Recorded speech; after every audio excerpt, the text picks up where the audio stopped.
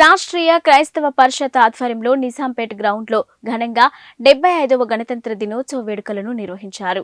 ఈ కార్యక్రమంలో ముఖ్య అతిథిగా పాల్గొన్న ఇండియా ప్రజాబంధు పార్టీ వ్యవస్థాపక అధ్యక్షుడు డాక్టర్ అద్దంకి రంజిత్ ఓఫిర్ మాట్లాడుతూ రాజ్యాంగ నిర్మాత డాక్టర్ బాబాసాహెబ్ అంబేద్కర్ రచించిన రాజ్యాంగంతోనే నేడు కుల వివక్షతో అట్టడుగున ఉన్న దళిత, గిరిజన, మైనార్టీ, బీసీ వర్గాలకు రాజకీయంగా ఎదగడానికి అవకాశం కలిగిందన్నారు.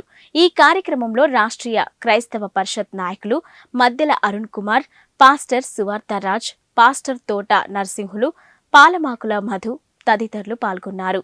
అనేది కలుపుతుంది కానీ ధర్మం అనేది విడదీయకూడదు అనే ఒక దార్శనికతతో రాసినటువంటి గ్రంథాన్ని వారికి అభిమానపూర్వకంగా ప్రేమపూర్వకంగా బహూకరిస్తున్న వారు వచ్చి స్వీకరించాల్సిందిగా మనం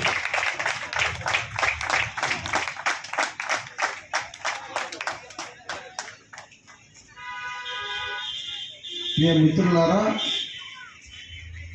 దయచేసి ముందొక సవరణ అనుకోండి, ఏమైనా అనుకోండి, అన్యథా భావించకండి. నా అభిమానులు, నా అనుచరులు, పార్టీ క్యాడరు, సిద్ధాంత రీత్యా నాతో భావ సారూప్యత కలిగిన వాళ్ళు చాలామంది నన్ను అభినవ్ అంబేద్కర్ అని పిలుస్తారు. దయచేసి మీ దృష్టిలో అలాగే మీరు అనుకున్నారేమో కానీ నా దృష్టిలో మాత్రం ఆ మహోన్నత వ్యక్తి బాబాసాహెబ్ భీమ్రావ్ అంబేద్కర్ జీ యొక్క కాలి గోటి కూడా నేను సమానం కాదు. అంబేద్కర్ గారు అంతరిక్షమంతా ఎత్తున్నటువంటి ఒక మహావిజ్ఞాన ఖని, విశ్వ విజ్ఞాన ప్రతీక. ఏ విషయంలోనే వారి జ్ఞానము, యథార్థత, చిత్తశుద్ధి, సంకల్ప బలం, ఏ జాతి కొరకైతే వారు పోరాడారో ఆ జాతి వారికి సపోర్ట్ ఇవ్వలేదు. దళితుల కొరకు, బీసీల కొరకు, మహిళల కొరకు, కార్మికుల కొరకు ఈ దేశంలో ఇవాళ బ్యాంకింగ్ వ్యవస్థ ఉన్నదంటే దానికి బాబాసాహెబ్ అంబేద్కర్ మూల కారణం. రిజర్వ్ బ్యాంక్ ఆఫ్ ఇండియాకు వారే మూల కారణం.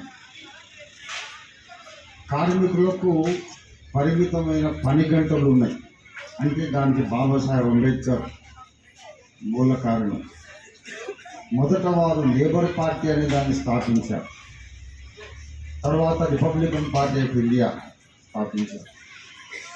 లేబర్ పార్టీ ఎందుకంటే ఆయన కార్మికుల కొరకు, వారి హక్కుల కొరకు పోరాడారు.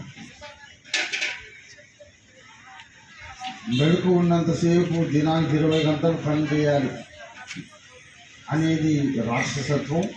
వాళ్ళు మనుషులే, వాళ్ళకి విశ్రాంతి అవసరం. 8 గంటల పని ఉండాలి, తర్వాత సెలవులు ఉండాలి అని పరిమితమైనటువంటి వర్కింగ్ అవర్స్ ఇవాళ ఉండడానికి కారణం బాబాసాహెబ్ అంబేద్కర్. మహిళలకు, అన్ని కులాల ప్రజలకు ఓటు హక్కు ఉండడానికి కారణం బాబాసాహెబ్ అంబేద్కర్. అంతకుముందు ఏంటంటే అగ్రవర్ణాలకే ఓటు హక్కు ఉండాలనే ప్రతిపాదన ఉండేది. వాడు ఏ వర్ణమైనా, ఏ కులమైనా, చదువుకున్నా చదువు లేకపోయినా ఈ గడ్డ మీద పుట్టిన ప్రతి ఒక్కడి స్వరం పార్లమెంట్లో ధ్వనించాలి. ప్రతినిధిని ఎన్నుకునే ఆ ప్రక్రియలో